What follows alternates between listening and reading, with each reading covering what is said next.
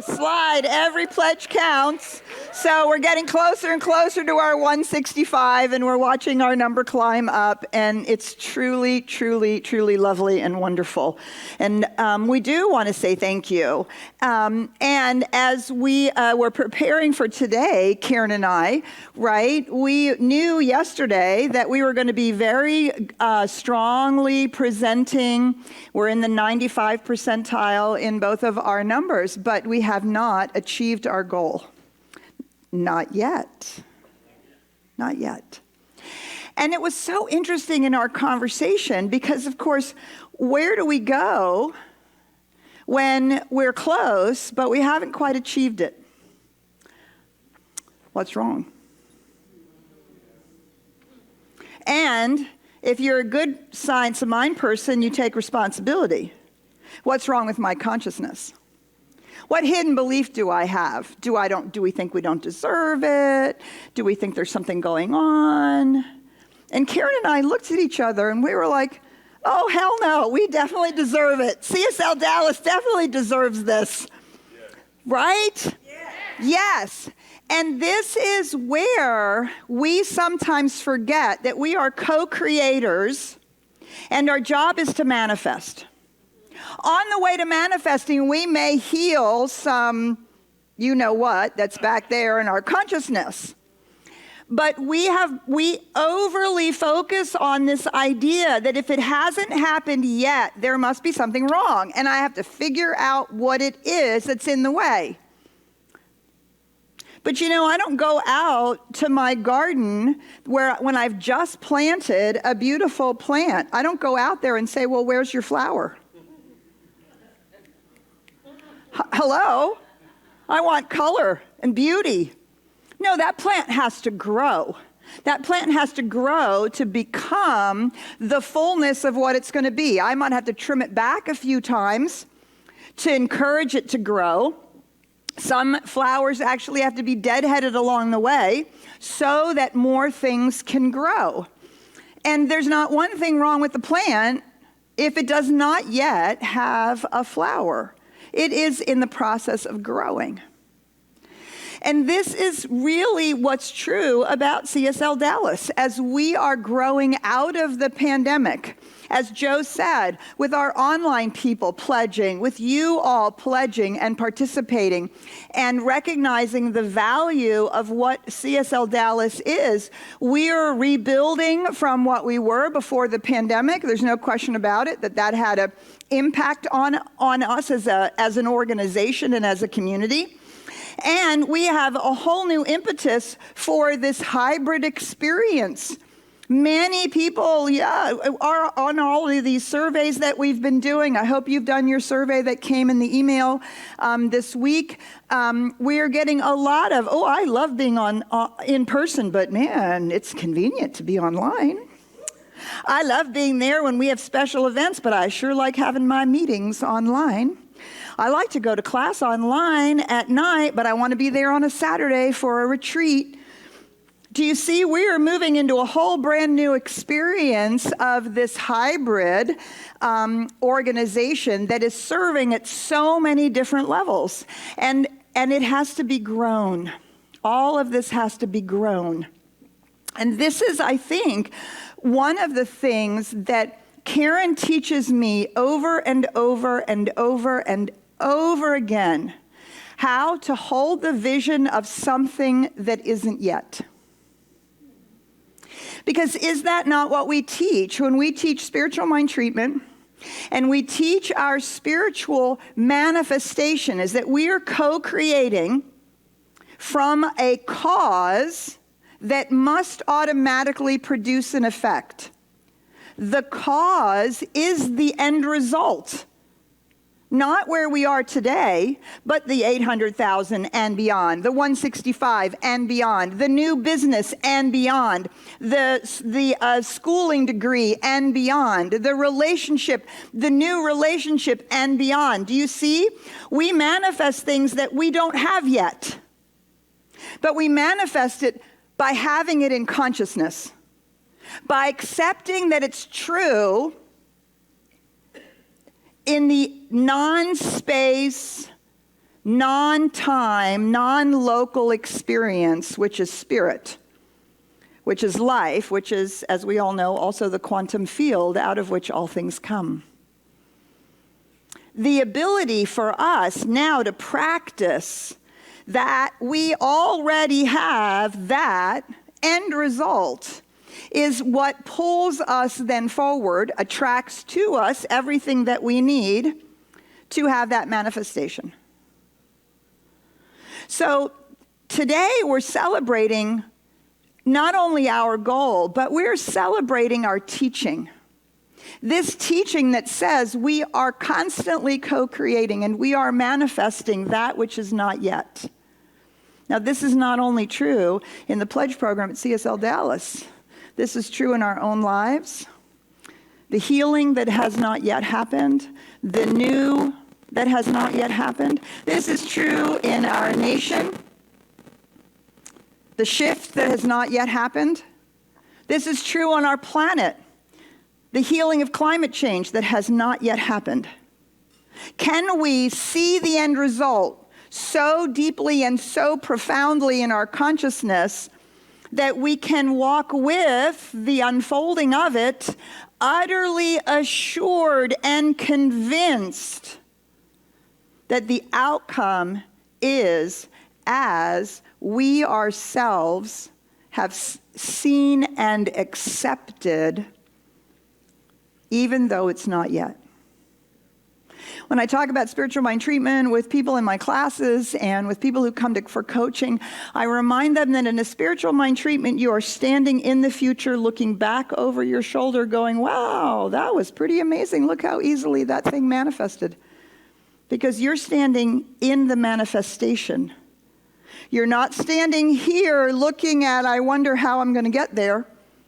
You're not standing here going, oh, I have to do this and this and this and this. No, you're standing here, looking back over your shoulder, going, wow, that's how the law made that happen. Now, there's no better manifester in my life than Reverend Karen Fry.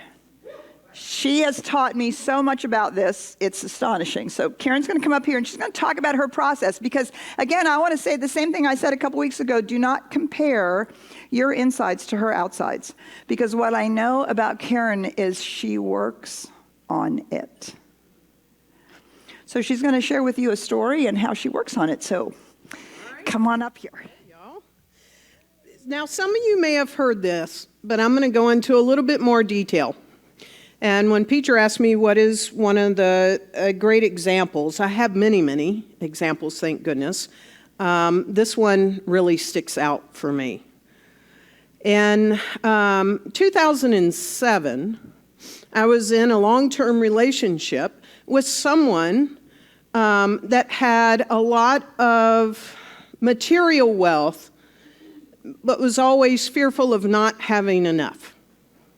I don't think the person that I was in relationship with had ever owned a home and had been living in an apartment when we met and started dating. And that sort of juxtaposition of me, who bought her first home at 21. And so I'd owned many, many homes, and I'd always, bought a home, things were great, and then I would up-level, buy another home, or I was asked to move for work, or whatever the case was. And there was very few times in my life since being 21 where I did not own a home. In fact, it was a very short window with her where we rented a home, okay? And so it was time to move into Oakland and buy a home. Okay, Oakland, California, folks, 2007. Y'all may not remember that, but that was like, I didn't know it at the time, but the tippy top height of the real estate market. And I'm with someone that's a little nervous about outlaying a lot of cash for a home. And we found a home that we both really wanted in the hills of Oakland, up near the high school where Tom Hanks went. That's the notoriety, Skyline High School. It was gorgeous. When we both walked in, we both knew, this is it. And it was a bidding war. Very big bidding war going on in the Bay Area. It just so happened that the owner of this home was an author, and so my partner read her first book. Then, and she was a great writer herself, then proceeded to write a 4-page letter to the author. And the author loved it so much, we weren't the highest bidder, she decided that we would purchase that home. My partner at the time was so nervous about this, I cannot even express. And what I did is I put a stake in the ground. I didn't know how significantly important that was. I had just found Science of Mind a few months earlier. And I said, let me tell you right now that we will never be harmed financially by making this decision, by purchasing this home, that we won't lose money. On that, I claim. I was very new in this stuff. 4 months later, some of you might know what happened. The whole market collapsed and tanked, and everybody was upside down on their mortgages, including us. And that was fun in my household at the time, I will tell you. The good news is I thought I would die in that home. But the good news is that relationship ended up blowing up in the late fall of 2013, thanks to a mystical thing that I had at a BART station. Won't tell that story today. And everything blew up, including that relationship.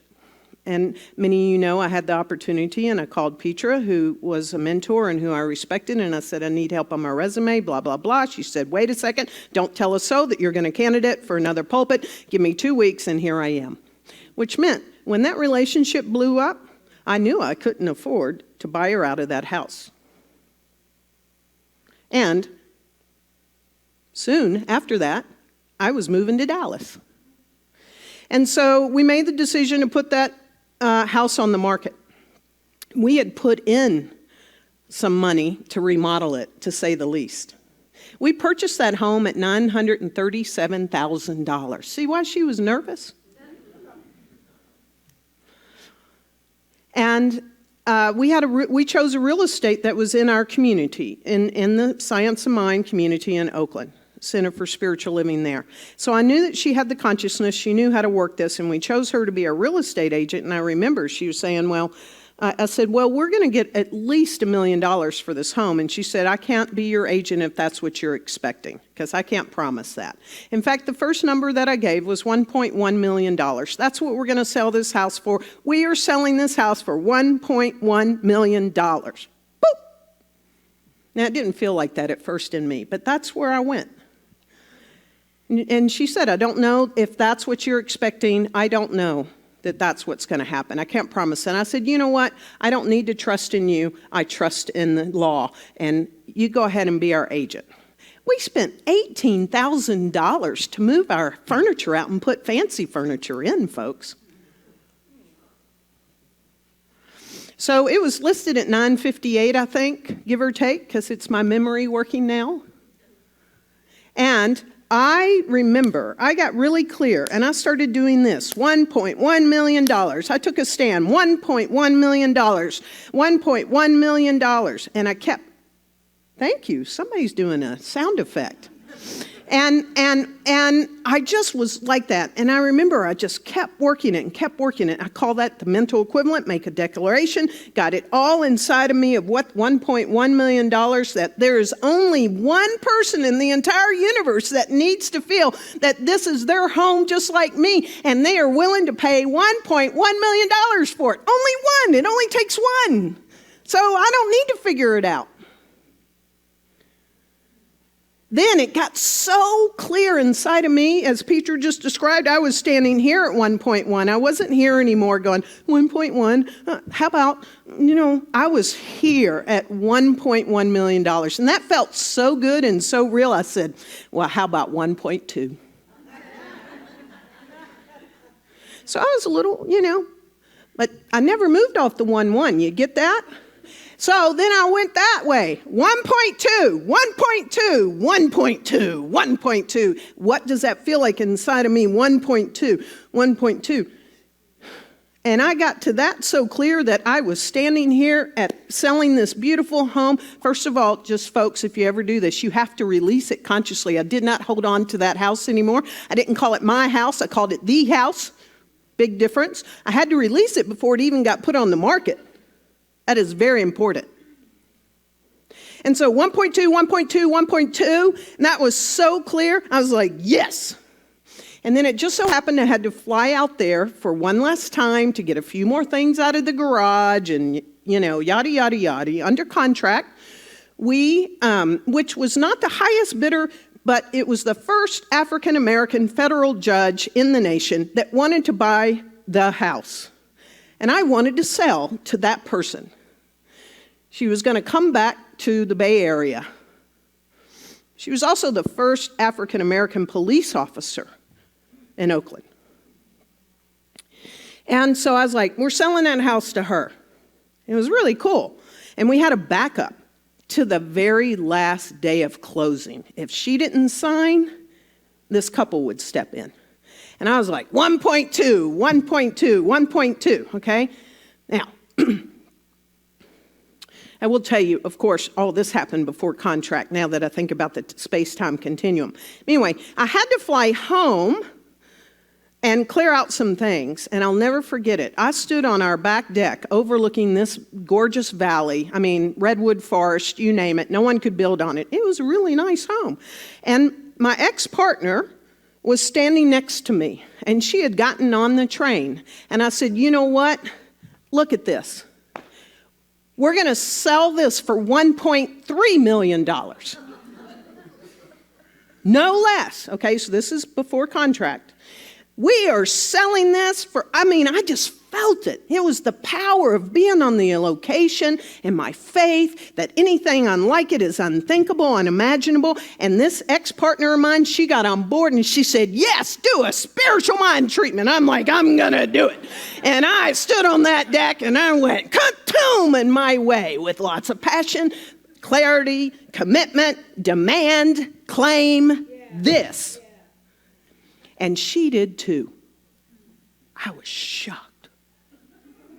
And she did. I'd never heard her do a spiritual mind treatment or declare before.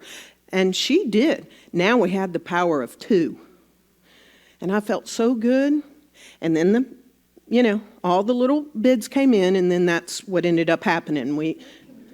Yeah. You're right there.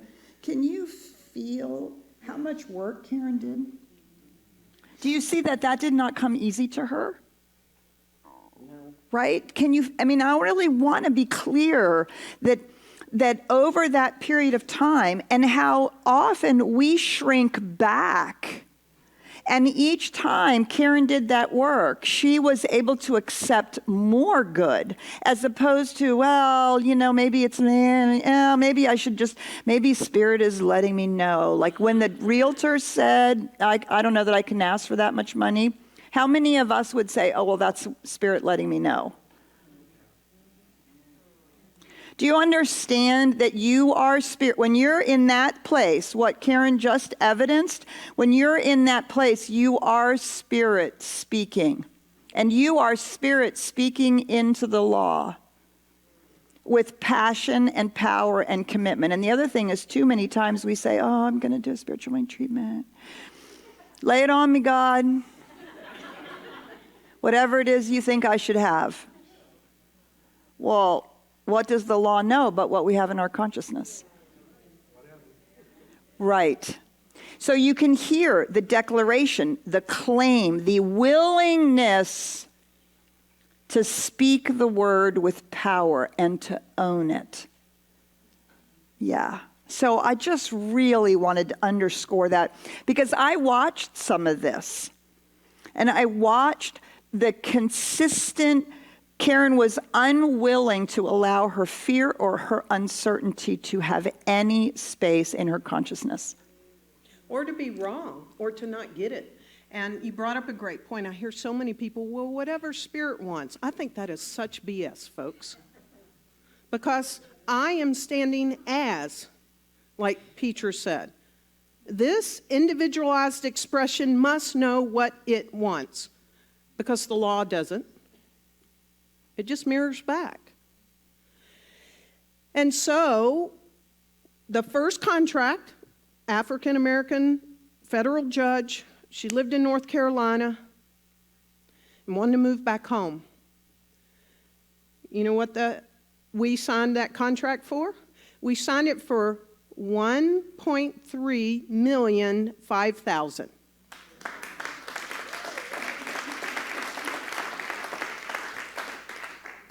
But we haven't closed on the house yet. So I'm back here in Dallas. Everything is so smoking good. It's going so well. And I'm just, yep. Because it would, yep. Anytime it came up, yep, 1.35. There it is. Weren't stupid. I took the backup from the couple. It was less, right? And I'll never forget it. I was standing in a friend's living room with Petra, Christine Volkmer, and Sherry Wood. And Susan Swartz is the friend. We were all having dinner together. Never forget it. We were standing in a room of Susan's in her house that had a piano. That's what I really remember the most. And my phone rang, and it was my realtor. I said, I got to take this call, because we were literally less than a week from done deal. And the phone call came, and it was my realtor, and she said, Karen, I have some bad news to tell you. I'm like, no, you don't. What is it? She said, what we didn't know is the owner is married, and she wants her husband to sign the piece of paper that says his name is not on the title. And he won't sign that piece of paper. The deal's going to fall out. And I felt it in my body for just a fraction. You know, your body can tell you something, and it wanted to go to pure fear. And something in me rose up and said, no, it's not. She said, Karen, we have to have this piece of paper by Thursday. It was Tuesday or something. It was very close to Thursday. And I said, no, it's not. And I grabbed those 4 people in that living room.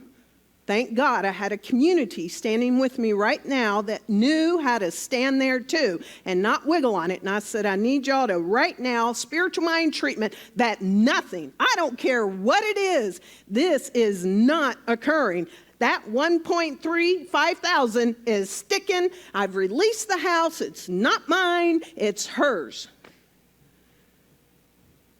I got a call 2 days later from my realtor and said, we don't know how this happened, but a FedEx letter arrived today. He signed it. So we did sell that house for $1.3 million and 5,000. I didn't realize till Petra asking me about this process that actually the seed was planted way back there, where I said we would not be financially harmed, because I think it was a pure wash. I kid you not, from what we put in the remodel, which was a bunch of money.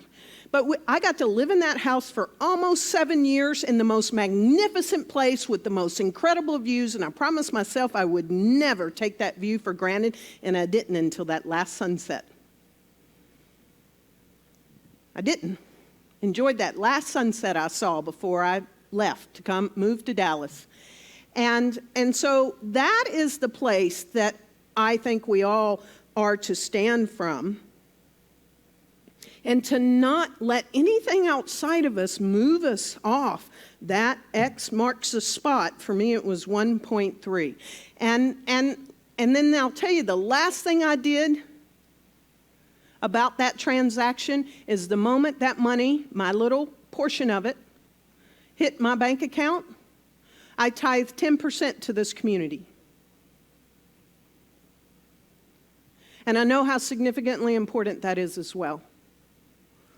And so we can be the manifest body of God, the manifest body of Spirit, the manifest body of the universal presence, because that is the truth of who we are at all times, as long as we believe it and have faith that is the place, the spot we are to stand. And once you do that, I call it an anchor moment, you get to roll off. Anytime I have doubt, I go right back to that house, or I go back to here, or I go back to here, and I say, no, I have too much proof now that this shit really works.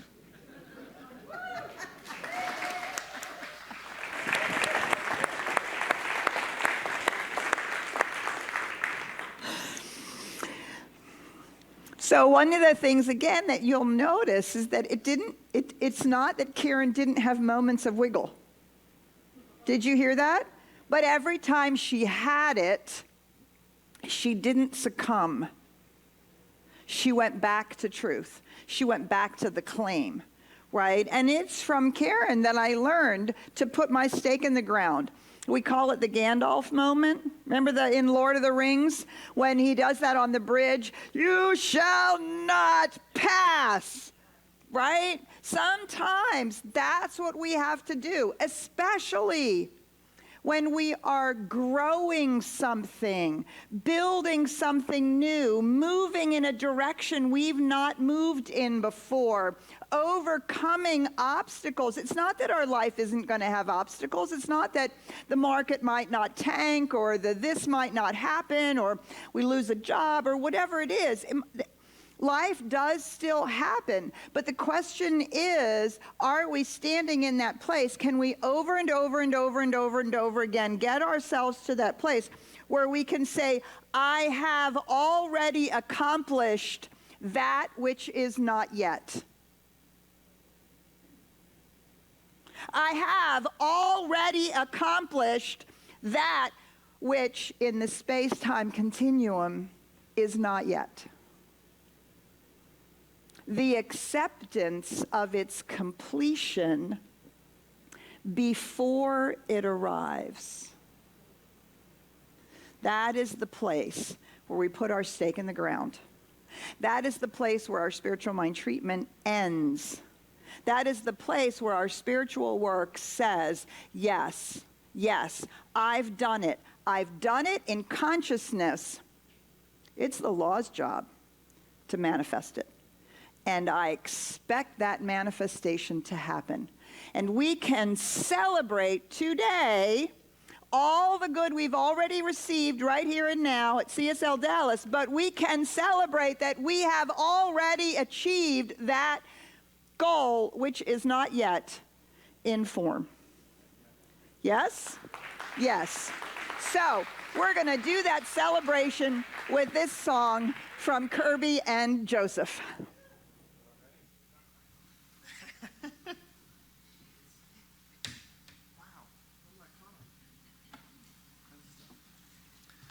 So last week, I got to sing about how kind and generous you are.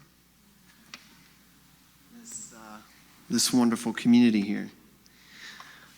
And it felt, it felt like a declaration as like a staff, right? But it also kind of felt very personal, right? Of how kind and generous you've been to me. This song is about how awesome you are. How awesome, and all of you watching online, just how ridiculously, utterly awesome you are. That's the only takeaway from this song. There's about 1 million words in it, but that's the general message. And I brought my friend Joseph here to come sing it with me. We hope you enjoy it. Ready?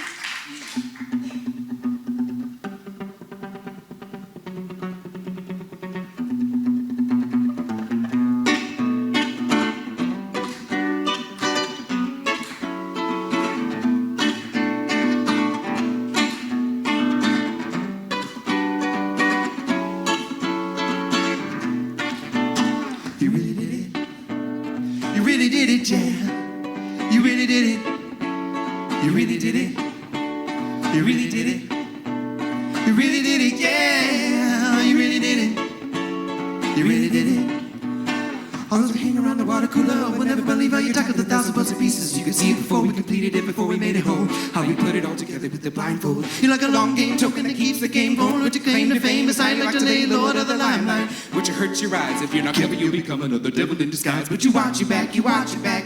You're growing eyes in the back of your head to prevent another sneak attack, sneak attack.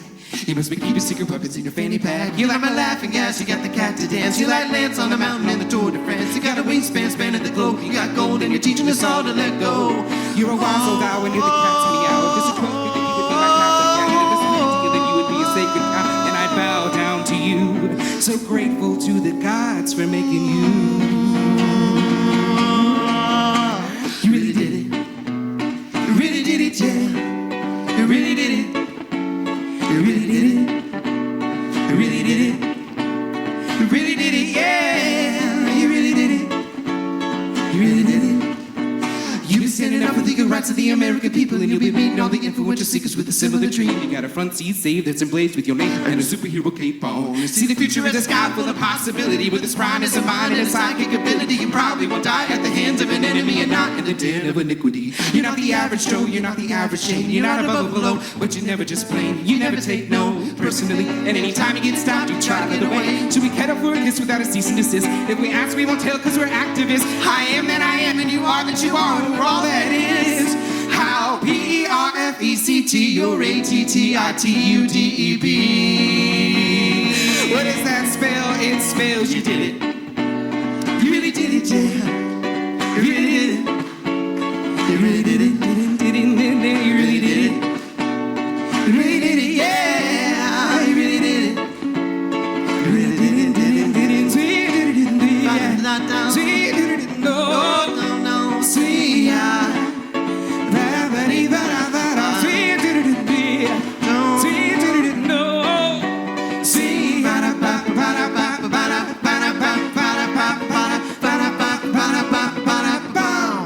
When you're circumnavigating the turntable, calling the tracks like you'd be jumping in the water, you'd be making a splash, you'd be keeping the heartbeat going, you'd be keeping the harmony going. Well, there's an awful lot of musical styles you could play with. There's an awful lot of tastes, an awful lot of dates you could be on. You've been keeping your backbone strong, keeping the trombone blowing. Well, every friend of mine will give each other high fives when your beautiful mind is to your own devices. You do what you like and you always like what you try.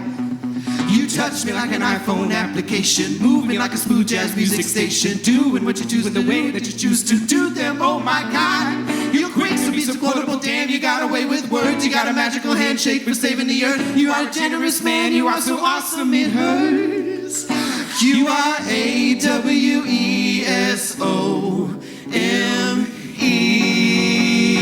What does that spell? It spells you did it. You really did it, yeah. You really did it. You really did it. You really did it.